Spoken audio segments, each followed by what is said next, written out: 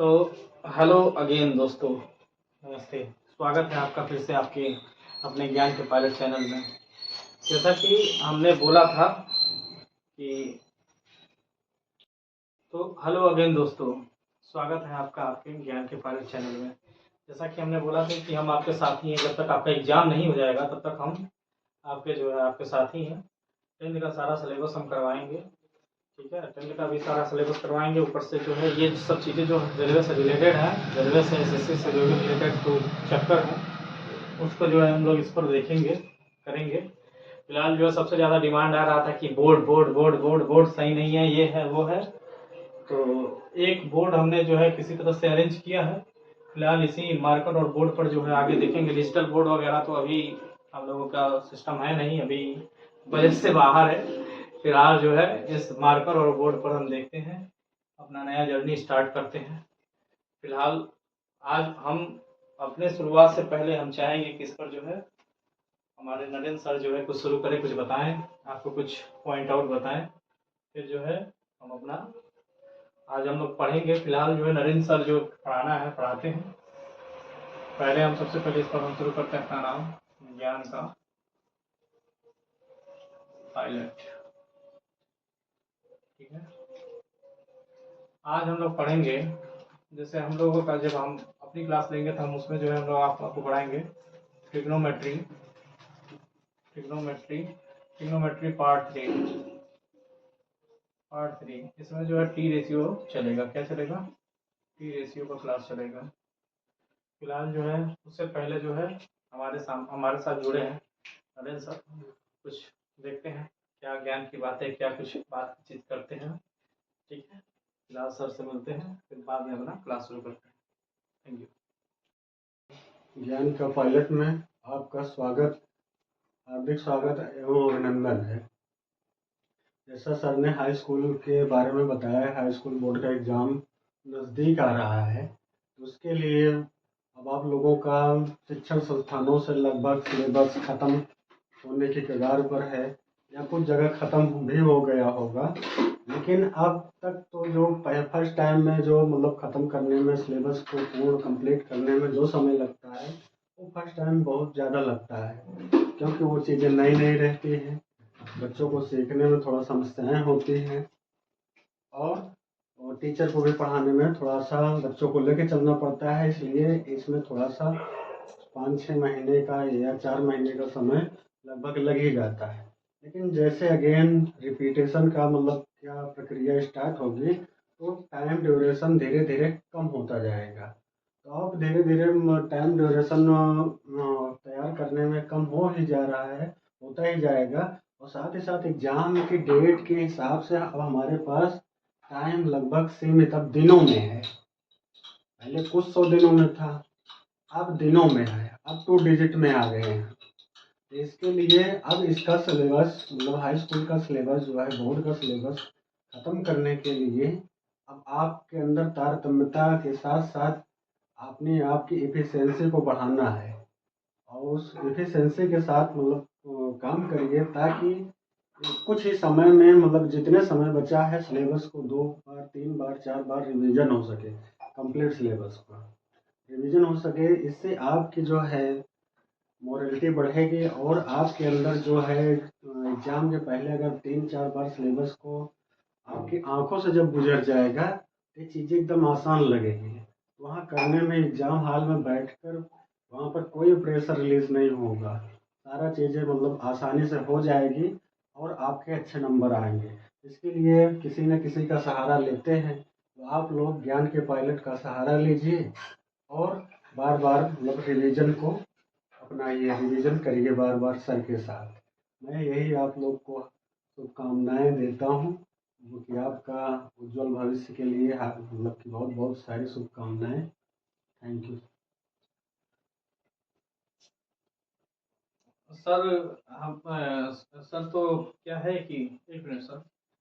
Sir जैसे कि आपको चैनल पे हमने पहले वो बताया था, अभी क्या है कि आपको कोई प्रॉब्लम वगैरह कुछ भी रहेगा तो हम सर को फिर से जो है हमने जैसा कहा था कि सर को हम फिर से बुलाएंगे वगैरह, देखेंगे जो भी कहना हो कहेंगे। फिलहाल जो भी रिस्पॉन्स है कैसा, सर भी पढ़ाते हैं तो कैसा मटेरियल है, क्या है सिस्टम है, थोड़ा सर से भी हम लोग जानेंगे कि हम लोगों का मटेरियल जो भी हम लोग इसमें कंटेंट वगैरह दे रहे हैं उस कंटेंट में दम है कि नहीं है, क्या कहना चाहते हैं सर? नहीं सर, मटेरियल में तो बहुत अच्छा मतलब कि रिस्पांस भी है और दम भी है।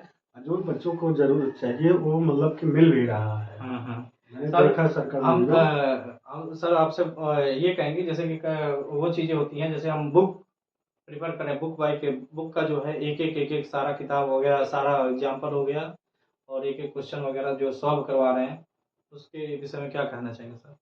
नहीं सर, सिलेबस मतलब कि जो बुक प्रेफर कर रहे हैं बहुत ही अच्छा है। मतलब कि बहुत अच्छी बुक से मतलब कि एक जो अच्छे राइटर हैं उनकी ही बुक यूज़ करें ताकि बच्चों को अधिक से अधिक मतलब प्रॉब्लम्स का सॉल्व हो सके, प्रॉब्लम उनकी सॉल्व हो सके। ये चीज़ें कहता हूँ जो आपको मतलब, क्योंकि आप एक्सपीरियंस होल्डर टीचर हैं तो आपको पता होगा कि हाँ कि बुकें नहीं कौन सी सर, प्रेफर होना एक्सपीरियंस चाहिए। होल्डर तो नहीं कह सकते, हाँ शुरुआत है, हाँ, कुछ लेकिन समय जो का वो हो गया एग्ज़ाम की अनुभव। नीड है, वो तो हम लोग जी समझ सर। सकते हैं हाँ, कि किस बुक से पढ़ा जाए कि बच्चों को अधिक से अधिक प्रॉब्लम को सॉल्यूशन मिल जाए।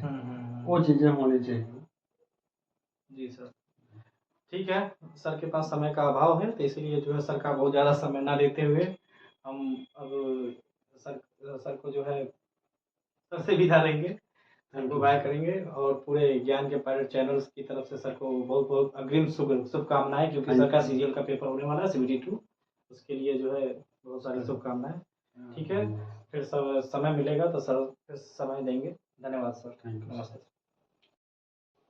तो हेलो दोस्तों, स्वागत है आपका फिर से आपके अपनी ज्ञान के पायलट में, ज्ञान का पायलट चैनल पर, जहां हमको पढ़ना था। अभी हमने बताया था ना हम लोग पढ़ेंगे T ratio of some particular angle, किसी भी पर्टिकुलर एंगल पर जो टी रेशियो क्या क्या होता है उसके बारे में हमको पढ़ना था। ठीक है, टी रेशियो के बारे में जैसे अब इसमें क्या है, हमको एंगल पर जो है अलग अलग जो वैल्यू होती है उसके बारे में पढ़ना है। ठीक है, जैसे मान लो पहले हम लेते थे पाइथागोरस के लिए कोई भी ट्रायंगल हमने ले लिया, ये ट्रायंगल पे जो होता है अलग अलग वैल्यू होती थी। ठीक है, ट्रायंगल की अलग अलग वैल्यू होती थी। अगर हम यहाँ पर ले लें ए बी सी, हमने बता दिया था कि अलग अलग रेशियो से हमारा क्या बनता है, अलग अलग एंगल बनता था। ठीक है, अलग अलग रेशियो बनता था। अगर हम इसमें एंगल अगर हम ले रहे हैं तो एंगल की वैल्यू अलग अलग ले लें। अगर कुछ देर के लिए अगर हम 90 डिग्री एंगल यहाँ से बनाएं, ये तो बनेगा ही, राइट एंगल ट्रायंगल है तो यहाँ 90 डिग्री बनेगा। अगर हम कुछ देर के लिए इसको 45 डिग्री पे बनाएं, ये भी अगर 45 डिग्री पे बनाएं तो यहाँ से ये 45 है तो ये भी 45 का ही बनेगा क्योंकि 90 डिग्री पे है। तो इस जब दो एंगल सेम होते हैं तो इन एंगल के जो ठीक सामने, इस एंगल के ठीक सामने जो भी क्या होता है, जो साइड होता है वो क्या होगा, इक्वल होगा। इस एंगल के साइड यानी सामने ए बी, ए बी क्या हो जाएगा, equal to B C, A B B C के इक्वल हो जाएगा। कुछ देर के लिए इसी ए बी और बी सी को अगर हम क्या मान ले, ए, ये एंगल ए है तो ये भी ये साइड भी ए होगी, एंगल सॉरी, ये साइड अगर ए मान लिए तो ये भी साइड क्या होगी, ए ही होगी। अब इसके बाद से जो है अगर इससे हाइपोटेनस की वैल्यू हमको इस वाले साइड की, मतलब ये हमारा हमने क्या ले लिया, इस वाले एंगल को ले लिया। ठीक है, कुछ देर के लिए ये वाला एंगल, इस एंगल के सामने वाला हमारा क्या परपेंडिकुलर और ये हाइपोटेनस, तो इससे क्या निकलेगा, इससे ये परपेंडिकुलर ये बेस, हाइपोटेनस की वैल्यू निकालेंगे। हाइपोटेनस की वैल्यू कितनी हो जाएगी, √a² प्लस a², यानी ये आ जाएगा a√2, हाइपोटेनस की वैल्यू आ जाएगी a√2। ठीक है, a√2 आएगा। इसके बाद से हमको पता है, अगर हम लिख दें बी सी, ये हमारा क्या होगा, परपेंडिकुलर। अगर हम यहाँ पर लिख दें B C upon A B, B C upon A B, ठीक है, B C upon A B, ये हमारा क्या होगा, बी सी हमारा क्या होता है, परपेंडिकुलर अपॉन बेस, ये हमारा होता है tan थीटा, यानी tan कौन सा एंगल लेंगे, 45, tan 45 डिग्री। हमको पता है बी सी की वैल्यू कितनी है, बी सी की जो वैल्यू है वो ए है, नीचे ए बी की वैल्यू भी कितनी है, ए है, ए अपॉन ए कट गया, ये क्या है tan 45। यहाँ पर हम बोल सकते हैं tan 45 की वैल्यू कितनी आ गई, 1। ऐसे ही हम 45 की सारी वैल्यू हम अलग अलग निकाल सकते हैं। अगर हम कुछ देर बाद अगर हम लिख दें cos 45, cos 45, cos 45 में क्या होता है, कॉस 45 होता है, कॉस 45 की वैल्यू, कॉस की वैल्यू होती है बेस अपॉन हाइपोटेनस। हाँ, तो बेस बेस की वैल्यू कितनी दी है, ए upon A under root two, ए से कट गया, क्या आया 1/√2। इसी तरह से साइन 45 की value perpendicular upon hypotenuse, perpendicular इसमें कौन सा है, बी सी यानी ए, और हाइपोटेनस की वैल्यू a√2, इसे ए से कट गया, इसकी वैल्यू कितनी आ गई √2। ऐसे हमारा 45 के सारे वैल्यू निकल गए, जैसे कि ये साइन का निकल गया, कॉस का निकल गया, टेन का निकल गया। इसी तरह हम सेक और किसका, कोसेक का भी निकाल लेंगे। कोसेक का क्या होता है, हाइपोटेनस अपॉन परपेंडिकुलर, यानी √2/1 कितना आएगा √2 कोसेक 45। इसी तरह से सेक 45 हमको पता है कॉस 45 को उल्टा होगा, यानी ये भी √2। कॉट 45 की वैल्यू कितनी होगी, ये इसका उल्टा होता है, या फिर हम बोल सकते हैं परपेंडिकुलर अपॉन बेस या बेस अपॉन परपेंडिकुलर, यानी यहाँ पर भी क्या आ जाएगा 1 आएगा। प्लीज नोट कर लीजिए।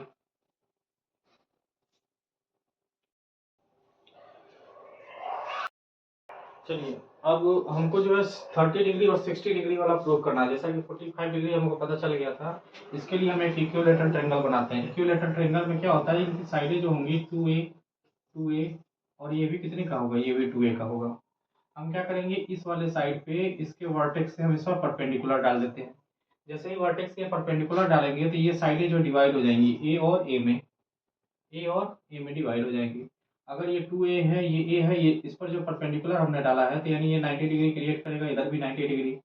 ठीक है, तो अगर कुछ देर के लिए अगर देखा जाए तो ये कितने का था, ये तीनों जो है इक्विलेटरल ट्रायंगल है, इक्विलेटरल ट्रायंगल यानी तीनों साइड 60 के रहे होंगे, और ये साइड कितने का होगा, ये जो है इसका क्या है, इस पर से हमने क्या डाल दिया है परपेंडिकुलर ना, इसमें परपेंडिकुलर डाला तो इसके मिडल से जा रहा है, तो ये क्या बनाएगा 30 डिग्री ये 30 डिग्री ये, तभी तो 90 + 60 + 30 180 होता है ना। In a triangle sum of all angle, in a triangle sum of all angle is 180 degree. तो ये 60 डिग्री 30 डिग्री और 90 डिग्री।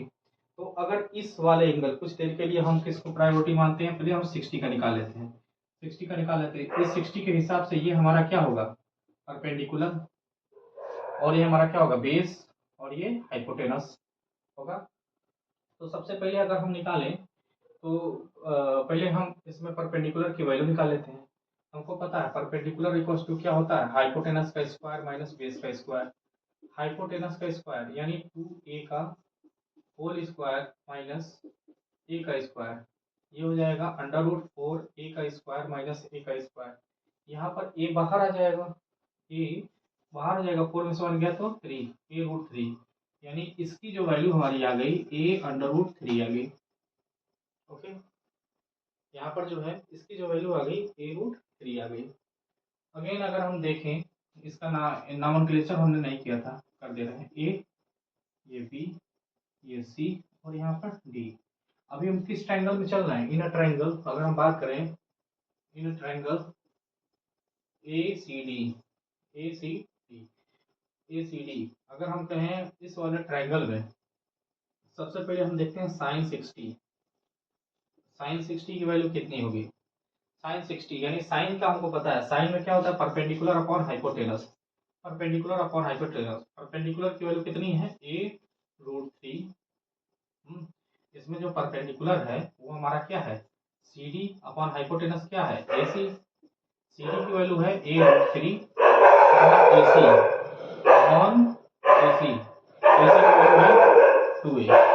ए से थोड़ा ये कुत्ते की आवाज़ आ रही है, इससे डिस्टर्ब ना होते हुए इग्नोर करके आगे चलेंगे। तो क्या हो जाएगा √3/2, यानी यहाँ पर हमारी साइन 60 की वैल्यू आ गई √3/2।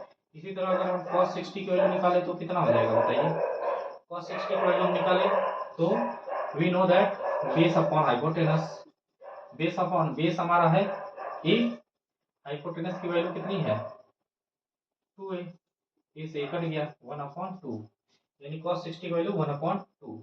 tan 60 की वैल्यू, tan 60 अगर हम डायरेक्ट निकालना चाहें तो हम बोल सकते हैं sin 60/cos 60। तो ये √3/2 से 2 से 2 कट जाएगा, √3 आंसर आ जाएगा। लेकिन अगर ना निकालने का मन हो तो हम बोल सकते हैं कि tan 60 होता है परपेंडिकुलर अपॉन बेस। परपेंडिकुलर कौन सा होगा, a√3 अपॉन बेस। बेस कितना है a, इसे कट गया √3। अब इसके बाद वाला हम निकाल लेंगे। cosec 60 की वैल्यू क्या होती है, sin 60 का उल्टा, यानी 2/√3। sec 60 की वैल्यू क्या होगी, cos 60 के उल्टा, कितना हो जाएगा 2। और cot 60 की वैल्यू जो होगी हमारी कितनी आ जाएगी, cos 60 की वैल्यू आ जाएगी 1/√3। ये हमारे क्या हो गए, ये 60 डिग्री के कुछ एंगल हो गए। इसके बाद हमको करना है क्या, 30 डिग्री को प्रूफ करना है। Just wait and watch. अभी क्या है, अगर हम इसी में आगे देखें, अभी हमारे पास इतना जगह है, इसमें हम निकाल सकते हैं। अभी जो है, अब अभी तक हमने प्रायोरिटी रखा था इस एंगल को, ठीक है। अब इस एंगल को हटा करके हम प्रायोरिटी रखेंगे इस एंगल पर। इसके अकॉर्डिंग ये हमारा परपेंडिकुलर, ये बेस और ये हाइपोटेनस। इन दिस ट्रायंगल, इस वाले ट्रायंगल में अगर हम इसको एंगल मान रहे हैं तो इस एंगल के हिसाब से ये हमारा क्या होगा, ये हमारा होगा, ये हमारा होगा परपेंडिकुलर, ये बेस और ये हाइपोटेनस। तो हम बोल सकते हैं ना tan 30, सबसे पहले हम क्या निकाल ले रहे हैं, tan 30। tan 30 इक्वल टू क्या होता है, perpendicular upon base. Perpendicular upon base, perpendicular की value a upon base a√3, ये से कट गया 1/√3। और इसी से tan के बाद से sin 30, sin 30 की वैल्यू क्या होगा, perpendicular upon hypotenuse, perpendicular upon hypotenuse, a/2a, ये से कट गया 1/2। cos 60 base upon hypotenuse, base कितना हो, a√3/2, a√3/2a, ये से कट गया √3/2, ठीक है। इसके बाद से साइन cos tan आ गया था, हमको पता है साइन का उल्टा क्या होता है, cosec 30 की वैल्यू कितनी हो जाएगी 2, cos का उल्टा क्या होता है sec 60 की वैल्यू हो जाएगी 2/√3। और sec 60 cot cot सॉरी ये sec 30 होगा ना, cot 30, cot 30 की वैल्यू कितनी हो जाएगी, cot 30 जो होगा tan 30 का उल्टा √3। ऐसे भी कर सकते हो, या फिर तुम इसमें लॉजिक लगाना, cot 30 इक्वल्स टू क्या होगा, बेस अपॉन परपेंडिकुलर, बेस यानी a√3 अपॉन परपेंडिकुलर a, √3 तो आएगा, इसे करेंगे √3 आ गया, ठीक। ये हमारे 30 डिग्री, 60 डिग्री और 45 डिग्री के क्या थे, रेशियो थे। अब बचा है 0 डिग्री और 90 डिग्री, इसके बारे में अभी बात करते हैं। फिलहाल इसको नोट डाउन कीजिए, उसके बाद आगे बढ़ते हैं, नोट कीजिए।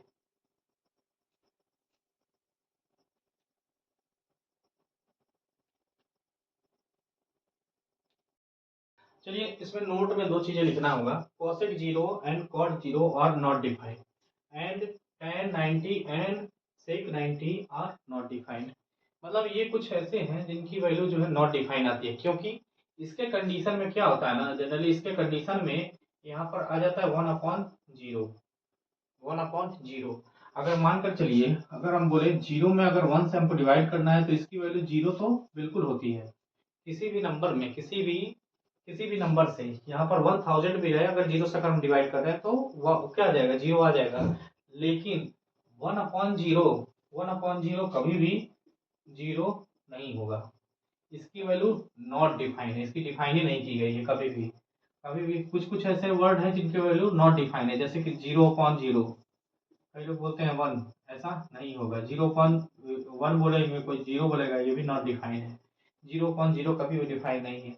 0 की पावर 0 नॉट डिफाइन है। 0 की पावर इनफाइनाइट, ऐसे बहुत सारे ऐसे हैं, ये 5 या 6 ऐसे हैं जिनकी वैल्यू जो है नॉट डिफाइन है। उसमें से एक ये भी है, ठीक है। यहाँ पर दो कंडीशन बनता है, एक ये और एक ये। इस वाले कंडीशन में तो 0 हो जाएगा, लेकिन इस वाले 1/0 में नॉट इक्वल टू 0 होगा। ये अभी हम चार्ट बनाएंगे तो आपको बताएंगे, ठीक है। अभी फिलहाल आगे बढ़ते हैं। इसके बाद से आता है, सबसे पहले आता है sine zero. Sine zero sine zero की जो वैल्यू होती है वो जीरो होती है, क्योंकि अगर हम साइन का अगर ग्राफ बनाएं, साइन का जो ग्राफ अगर हम आप देखें, हमने 30 से शुरू किया था। 30 से आप देखोगे, 30 से अगर देखोगे तो यहाँ से कुछ शुरू हो रहा है और ये ग्राफ बार बार बढ़ते बढ़ते बढ़ते ऐसे बढ़ रहा है, फिर कम होते फिर निगेटिव में जाता, फिर ऐसे मतलब तो ऐसा हमको लगेगा कि ये कहाँ से शुरू हुआ होगा, जीरो से। तो इसीलिए हम साइन जीरो की वैल्यू कितना लेते हैं, जीरो। और कॉस जीरो की जो वैल्यू होती है वो 1 होती है। यानी कॉस का अगर कुछ हम ग्राफ बनाएंगे तो कॉस का डायरेक्ट यहाँ से शुरू होता है और यहाँ ऐसे जाता है। ठीक है, ये जो वैल्यू होगी ये यहाँ पर कहाँ पर जा रहा है, ये हमारी क्या होती है, पाई की वैल्यू होती है, पाई यानी 180 डिग्री, फिर यहाँ 2 पाई होता है। ठीक है, इसका ग्राफ कुछ ऐसा बनता है। साइन जीरो की वैल्यू कितनी होती है, जीरो। कॉस जीरो की वैल्यू कितनी होगी, 1। अगर हम यहाँ से अगर हम tan जीरो निकालें, tan जीरो अभी तो बताया, sine zero degree upon cos zero degree, यानी 0/1। 0/1 हमको पता है, तो 0/1 की वैल्यू कितना हो जाएगा, जीरो। यानी tan जीरो की वैल्यू जीरो। उसी तरह से इसके बाद से क्या होगा, कॉसेक। कॉसेक जीरो क्या होगा, साइन 1/sin, यानी 1/0। 1/0 अभी तो बताया, नॉट डिफाइंड। नॉट डिफाइंड, हमेशा ये क्या रहेगा, नॉट डिफाइंड। क्यों होगा कॉसेक जीरो, दिखा दिया, लिखा हुआ, नॉट डिफाइंड होगा। कॉसेक के बाद से क्या आता है, सेक। सेक जीरो। सेक जीरो क्या होगा, 1/cos, यानी 1/1 क्या आएगा, 1। कॉसेक जीरो की वैल्यू क्या लिखेंगे, 1/cos जीरो। 1/cos zero 1। सेक कॉस, और उसके बाद से आता है क्या आता है, कॉट। कॉट जीरो भी हमको पता है, ये क्या लिखेंगे, cos zero upon sine zero लिखेंगे ना, cos zero upon sine zero. Cos zero की वैल्यू कितनी है, 1/0। क्या 1/0 की वैल्यू पता है, नहीं। यानी यहाँ पर क्या होगा, नॉट डिफाइंड। क्या होगा, नॉट डिफाइंड। ठीक है, उसी तरह से यहाँ पर हम 90 की बात करें तो साइन 90। साइन 90 पे जो वैल्यू होती है ये हमारा 90 है। ये 90 पे क्या हो रहा है, मैक्सिमम। 90 पे क्या होता है, मैक्सिमम। तो साइन 90 की वैल्यू कितनी हो जाएगी, 1, मैक्सिमम 1। उसके बाद आता है कॉस 90। कॉस 90 पर जो होता है, ये देखो यहाँ पर जो है कॉस का ये ग्राफ, कॉस 90, ये 90 है ना, ये π/2, यानी ये हमारा क्या है, π/2, या फिर हम बोल सकते हैं 90। यहाँ पर π/2 पे क्या बन रहा है, जीरो। यहाँ पर कॉस 90 की वैल्यू जीरो, इसीलिए यहाँ tan 90 की वैल्यू कितनी हो जाएगी, 1/0। 1/0 पता है, नहीं, तो इसीलिए हम लिखेंगे नॉट डिफाइंड। Not defined. उसके बाद से tan 90 के बाद cot 90। कॉट 90 हमारा क्या हो जाएगा, 0/1। 0/1 क्या होता है, जीरो। कॉट 90 की वैल्यू जीरो। उसके बाद सेक 90। सेक 90 क्या हो जाएगा, 1/0। सेक 90 1/0, तो इसीलिए ये भी क्या होगा, नॉट डिफाइंड। जहाँ पर भी 1/0 आया तो नॉट डिफाइंड, जहाँ पर भी उसे 1/0 आया, not defined. Cot, cot sec, उसके बाद से क्या आएगा, कॉट हो गया, सेक हो गया, कॉसेक। कॉसेक 90, कॉसेक 90 1/1 क्या आएगा, 1। 1 ऐसे करेंगे। Alright.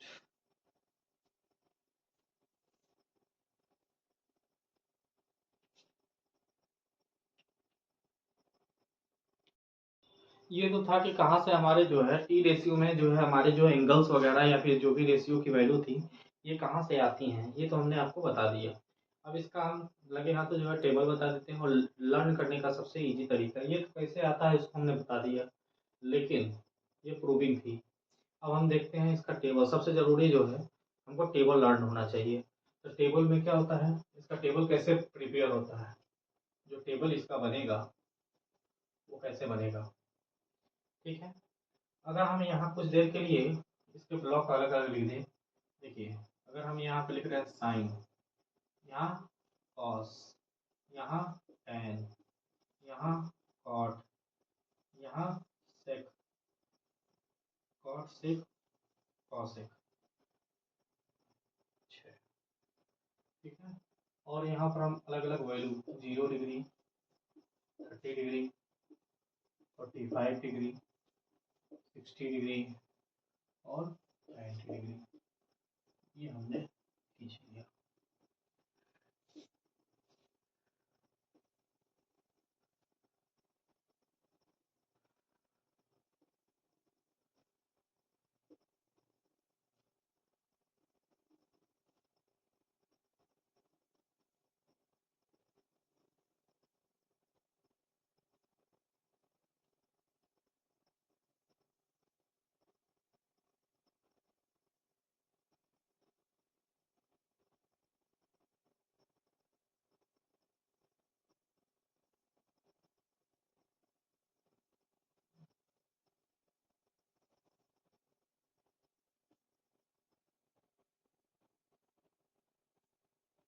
ठीक है, ये हमने लाइन खींच लिया। इसको कैसे फिल करेंगे? अब यहाँ पर देखिए साइन जीरो, हमने बताया था ना साइन जीरो की वैल्यू कितनी थी? साइन जीरो जीरो से स्टार्ट हो रहा था, जीरो।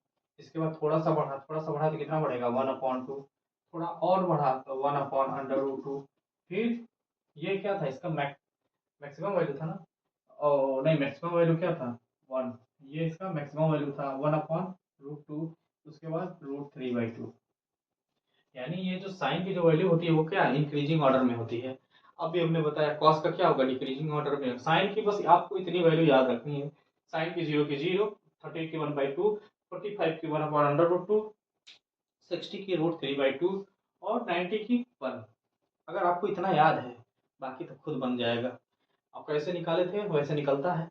ठीक है, तो 90 हो गया। काश जीरो की वैल्यू क्या हो जाएगी? जो वहां पर है उस जैसे हमने ऐसे लिखा फिर हम ऐसे लिखेंगे। अब यहाँ से शुरू करो, ये वहां पर आ गया 1।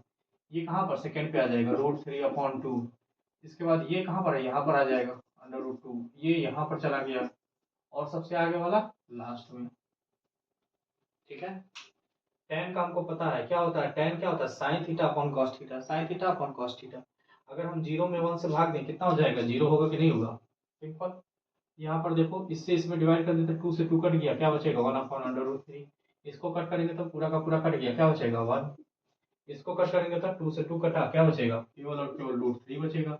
1/0 अभी अभी बताया, नॉट डिफाइन। क्या होता है? नॉट डिफाइन होता है ना। फिर यहाँ कॉट। कॉट में जैसे अभी हमने इसको ऐसे लिखा, अब इसको जो है ऐसे ले चलेंगे। ठीक है, यहाँ पर भी हमने जैसे इसको ले चला फिर ऐसे ले चला। यहाँ पर वही काम, जिस ऐसे लेकर चले इसको फिर उल्टा लेकर चलो, तो नॉट डिफाइन आगे आ गया।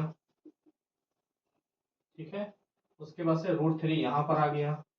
1 जहाँ था वहीं है, इसको हम ऐसे 1/√3 कर दिए और जीरो यहाँ चला गया। ठीक है, अब हमको सेक का निकालना है। सेक का हमको पता है, ये कॉस का उल्टा होता है। 1 का उल्टा क्या होगा? 1 ही तो होगा। सेक 1 का उल्टा 1, 1 का उल्टा 1। केवल कॉस वाले को पलट दो, 2/√3। इसको फिर पलट दो, इस वाले को पलटेंगे √2, फिर इस वाले को पलटेंगे 2। ठीक है, 2। फिर इसको पलटेंगे तो ये मान लो यहाँ पर ये 0/1 है। ये क्या है? जीरो कुछ नहीं, 1 डिनोमिनेटर पे तो 1। तो जब इसको पलटेंगे तो ये 1/0 हो जाएगा। 1/0 हमको पता है नॉट डिफाइन। क्या होता है? Not define. अब फिर वही वाला काम, इसको हम ऐसे ले चले थे फिर हम इसको ऐसे ले चलेंगे, ये वाला टर्म आगे आ जाएगा नॉट डिफाइन। Not define. फिर ये वाला 2 यहाँ आ जाएगा, √2 जहाँ था वहीं, ये वाला यहाँ 2/√3 और ये 1 यहाँ। ऐसे हमारा पूरा का पूरा चार्ट तैयार होता है। इस चार्ट को बनाने में अगर आप एग्जाम में अगर आप कोई वैल्यू बोल भी जा रहे हैं तो मुश्किल से आपको 5 मिनट, 5 मिनट बहुत ज़्यादा बोल दिया हमने, 2 मिनट में आप चार्ट तैयार कर सकते हो। 2 मिनट में अपना चार्ट बनाओ, फटाफट जो वैल्यू नहीं पता उसको फटाफट लिख सकते हैं, लिख करके आगे बढ़ सकते हैं। ठीक है, नोट इट।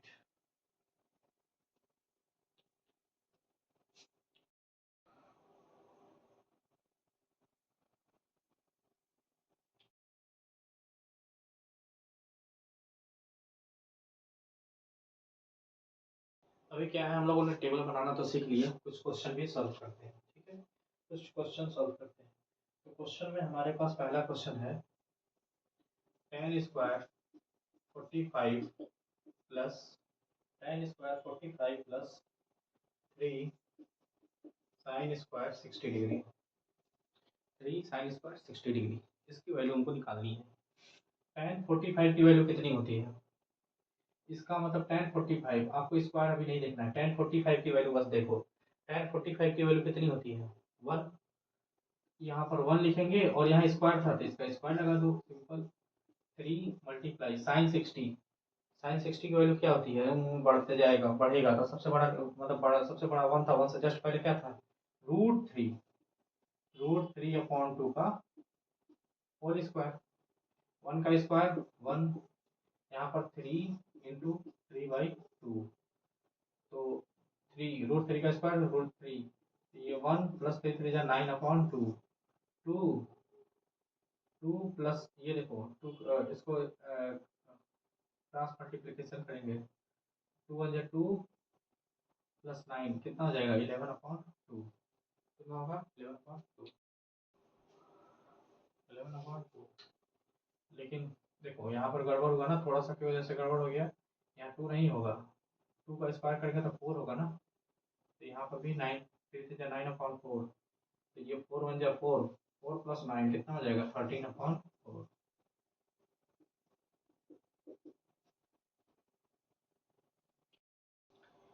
एक और देखते हैं second, 3 cot square 60 plus sec square 45। हमको इसकी वैल्यू निकालनी है। हमको पता है 3 इंटू cos 60 की वैल्यू कितनी होती है, cos 60 की वैल्यू होती है 1/√3 का 1/√3 होल स्क्वायर प्लस सेक 45 की वैल्यू कितनी, cos 45 के अपोजिट √2 का होल स्क्वायर। यहाँ पर कितना हो जाएगा 3 इंटू 1/3 प्लस 2 का स्क्वायर करेंगे तो 2, 3 से 3 कट आउट हो गया, 1 प्लस 2 कितना आ गया 3, तो ये आंसर हो गया।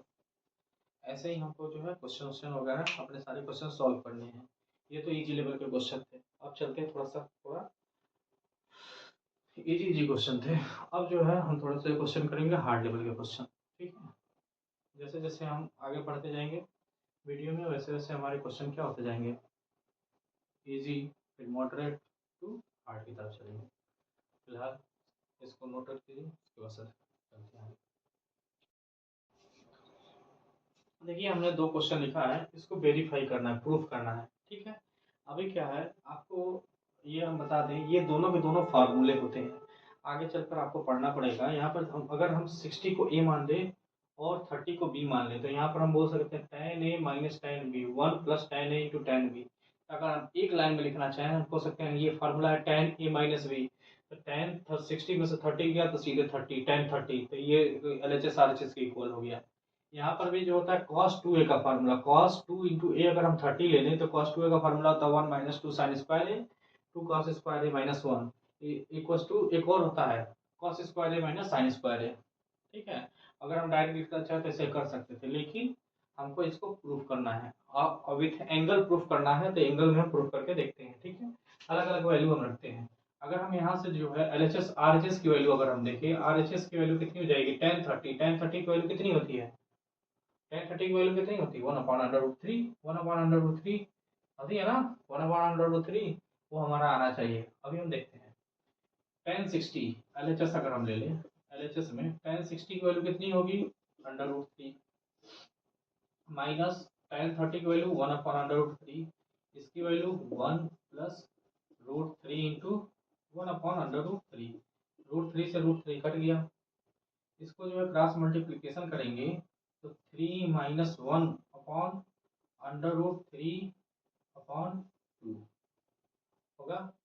ऊपर देखोगे तो ये हो जाएगा 3 में से 1 गया था 2, और ये 2 इसमें मल्टीप्लाई हो जाएगा 2 इंटू √3, 2 से 2 कट गया, ये हमारा आ गया 1/√3। यही √3 RHS की क्या है, RHS हमारा क्या है tan 30 है, और इसकी वैल्यू भी क्या है 1/√3 होगी ना। तो हम बोल सकते हैं LHS equal to RHS, hence proved, ठीक है।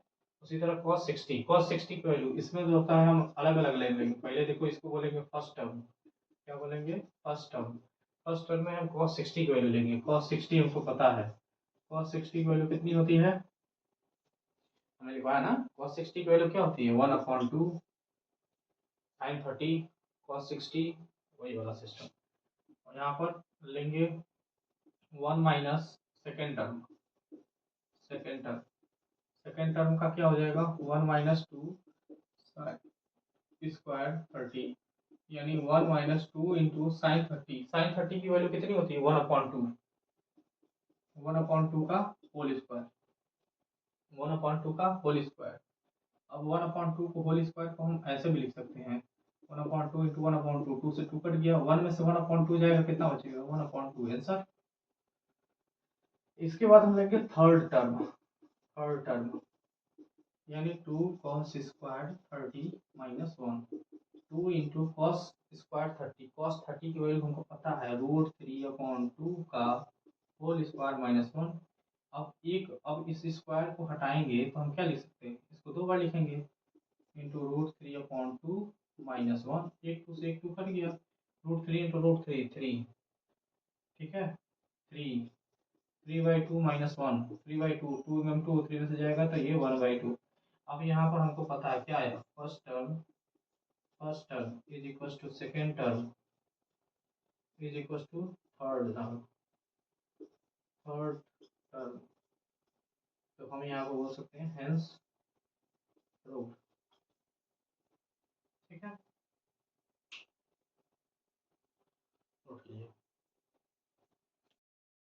थोड़ा सा आप लोगों से मैं माफ़ी चाहूँगा कि मैं थोड़ा तिरछा लिख दिया हूँ, लेकिन फिर भी जो है ठीक है, हमको क्वेश्चन से मतलब रहना चाहिए।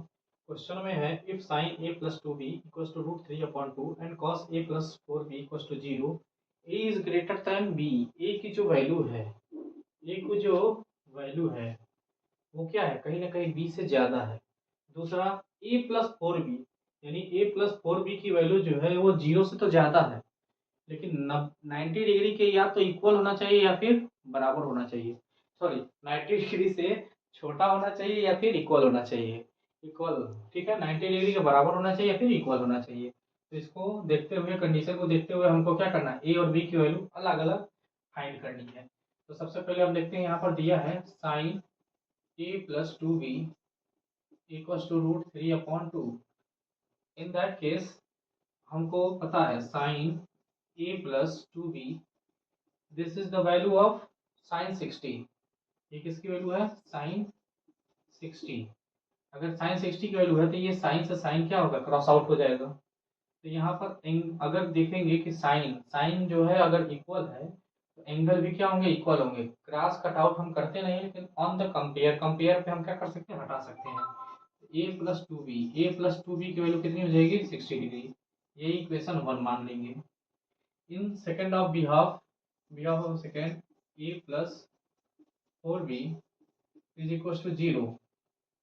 अब कॉस में 0 किसकी वैल्यू होती है, किसकी वैल्यू होती है, सोचने वाली बात है, बहुत बहुत बड़ी बात है, बहुत बड़ी बात नहीं है, हमको पता है कॉस 90 की वैल्यू होती है। कॉस 90 की वैल्यू क्या होती है, 0 होती है।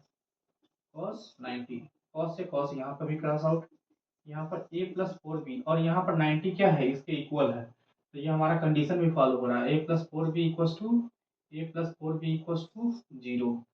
ये इक्वेशन नंबर 2। अब इक्वेशन 2 हो गया, ये 1 हो गया। अगर हम करें फ्रॉम 2 माइनस 1, 2 में से 1 को माइनस कर दे रहे हैं, तो फ्रॉम 2, 2 क्या लिख दो, 2 लिखो a plus 4b minus, first वाले को लिखेंगे तो माइनस ए हो जाएगा और ये माइनस का 2b इज इक्वल टू 60 था ही, सॉरी 2 में से किया ना, तो 2 में कितनी वैल्यू थी, 0 माइनस 60 यानी 60 होगा। ये a से a कट गया, 4b में से 2b गया, कितना बचेगा, 4b में से 2b गया तो 2b इक्वल टू माइनस 60 होगा, -60। तो b की वैल्यू कितनी हो जाएगी, b की वैल्यू हो जाएगी -30 डिग्री। अब b की वैल्यू -30 डिग्री हो गई, a की वैल्यू निकालनी है, तो a plus 2b equal to 60 degree. a की वैल्यू कितनी निकालनी है हमको, और ये -30, 2 इंटू -30 इक्वल टू 60, ये हो जाएगा a -60 इक्वल टू 60। इसको उधर कर देंगे, a बराबर 60 प्लस 60, a की वैल्यू क्या हो गई 120। इसके अकॉर्डिंग अगर देखें तो सारी वैल्यू क्या हो जाएगी, a की वैल्यू क्या हो रही है, b से ज़्यादा है ना। थोड़ा सा देखिए, हम लोगों ने गलती कर दिया, यहाँ पर कॉस कॉस से कॉस कट गया था, तो क्या है कि थोड़ा सा मिस हो गया, a प्लस 4b और यहाँ 90 था ना, तो हमने 0 कर दिया था, जबकि 0 नहीं, यहाँ पर क्या है, ऑलरेडी 90 डिग्री है ना। थोड़े सी वजह से वो देखिए कितना बड़ा ब्लंडर हो गया है। यहाँ पर cos a plus 4b equal to 90। अब यहाँ पर 2 में से 1 को जब अपने माइनस किया था, इधर का तो ठीक है, लेकिन यहाँ पर गड़बड़ हो गया। अब ये 90 में से 60 जाएगा तो यहाँ पर कितना बचेगा, 30 डिग्री, और 30 डिग्री तो b की वैल्यू कितनी आ जाएगी, बी की वैल्यू जो है इसका हाफ यानी 15 डिग्री आ जाएगी। अब यही 15 डिग्री अब जब यहाँ पर हम पुट करेंगे 15 टू जा यहाँ पर कितना लिखेंगे प्लस का 30 और यही 30 उधर जाएगा तो माइनस का 30 हो जाएगा, माइनस का 30 और 60 में से 30 गया तो ए की वैल्यू कितनी आ गई 30, ए की वैल्यू कितनी आई 30। अब ये जो है आपका ये भी फॉलो कर रहा है, ए की वो वैल्यू जो है बी को क्या कर रही है, ए की वैल्यू देखो, ए की वैल्यू क्या है ज़्यादा है बी से। ये हमारा क्या था इसका सोल्यूशन था, सिंपल, कोई बहुत बड़ा क्वेश्चन नहीं था, इजी था। थोड़ा सा हम लोगों ने यहाँ मिस्टेक कर दिया था, देखने में थोड़ा सा प्रॉब्लम हो गई, सॉरी। चलिए नोट करिए। जैसा कि आपको एक क्वेश्चन दिख रहा होगा, ये साइन ए इक्वल्स टू इतना, कॉस ए इक्वल्स टू इतना, फाइंड द वैल्यू ऑफ, इसकी वैल्यू हमको निकालनी है। इसके पहले पिछले चैप्टर में हमने आपको बताया था, अगर इस टाइप का हो रहा है तो हम साइन के थ्रू, साइन ए दिया हुआ है तो हम कॉस ए भी निकाल लेते थे, कॉस बी दिया है तो साइन ए निकाल लेंगे, sine A upon cos A equals to tan A और cos B equals sine B upon cos B equals to tan B. अब वही वैल्यू इसमें पुट करके हम निकाल सकते थे, लेकिन यहाँ पर जो है हमको एंगल का यूज करना है, क्योंकि हमको ये दिख रहा है कि अंडर रूट 3/2 1/√2 एंगल की वैल्यू है, तो एंगल की वैल्यू में रख लेंगे। तो हमको साइन ए इक्वल्स टू लिखा है अंडर रूट 3/2 यानी साइन ए इक्वल्स टू कितना हो जाएगा साइन 60, साइन 60 की ही वैल्यू है, तो इससे साइन से साइन कट गया ए 60 और यहाँ पर बी की वैल्यू अगर हम इससे देखेंगे तो इससे हमको डायरेक्ट अगर हम लिखना पड़े तो हम बी की वैल्यू सीधे लिखेंगे 45, क्यों इतना करने जाए, अब तो हमको पता चल गया है कैसे करना है। ए की वैल्यू 60 और बी की वैल्यू 45। अब यही हम यहाँ पर पुट करेंगे, ए की जगह 60 और बी की जगह 45, यहाँ पर tan 60 minus tan 45 1 minus tan 60 into tan 45, ठीक है। tan 60 की वैल्यू कितनी होती है √3 माइनस 1 √3 और tan 40 की वैल्यू 1 √3 माइनस 1, यहाँ पर 1 माइनस tan 60 √3 इंटू 1 √3 क्या होगा √3, 1 माइनस √3, इधर देखो 1 माइनस √3 और ऊपर क्या हो जाएगा √3 माइनस 1 होगा। अगर हम ये माइनस ऊपर कर दें, इसको हम लिखें तो √3 माइनस 1 को अगर हम नीचे ऊपर चेंज करें, ऊपर से माइनस कॉमन ले लें, ये हम लिख सकते हैं 1 माइनस √3, नीचे कितना हो जाएगा √3 माइनस 1 होगा ना, √3 माइनस 1। अगर हमको रेशनलाइजेशन करना हो तो इसको हम करेंगे √3 प्लस 1, नीचे √3 प्लस 1 से मल्टीप्लाई करेंगे तो √3 माइनस माइनस कॉमन हो गया ना, माइनस हट गया, 1 माइनस √3, इसका जब हम इसमें मल्टीप्लाई करेंगे 3√3 माइनस माइनस 3, फिर इसका 1 से 1 में प्लस 1, फिर 1 का √3 में माइनस का √3 होगा ना, होगा कि नहीं होगा।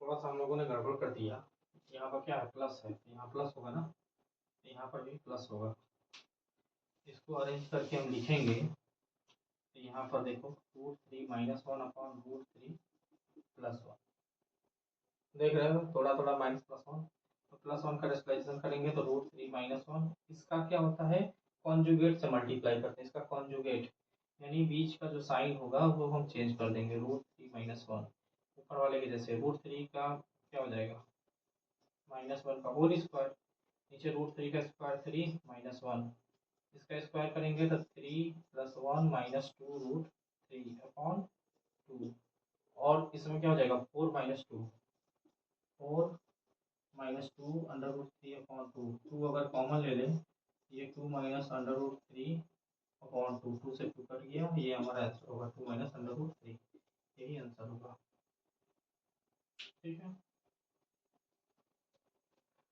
चलिए इसको नोट नोट करिए, और आज के वीडियो का जो है लास्ट क्वेश्चन, और लास्ट क्वेश्चन हम लगाने चलते हैं, उसके बाद बंद करते हैं।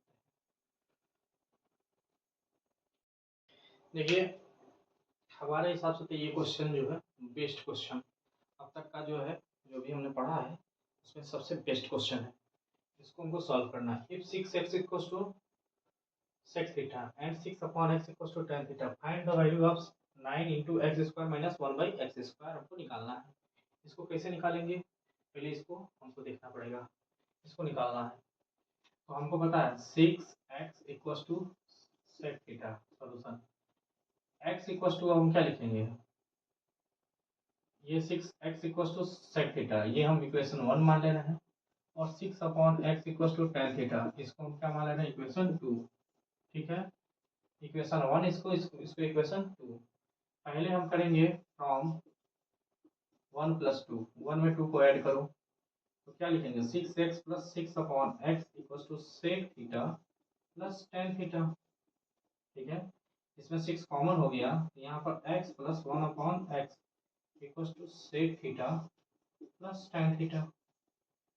ठीक है, अब हम सेकेंड स्टेप करेंगे फ्रॉम 1 माइनस 2, 1 में से 2 को माइनस करना है। क्या कर रहे हैं, 1 माइनस 2, 1 में से 2 को माइनस, तो यहाँ क्या हो 6x माइनस 6 अपॉन एक्स। अब यहाँ क्या 6 कॉमन लेना है तो क्या है, बार बार लिखे x माइनस 1 बाई एक्स और 6 कॉमन ले लिया, 6x minus 1 by x equal to कितना आ जाएगा, sec theta plus tan theta, sec theta plus tan theta.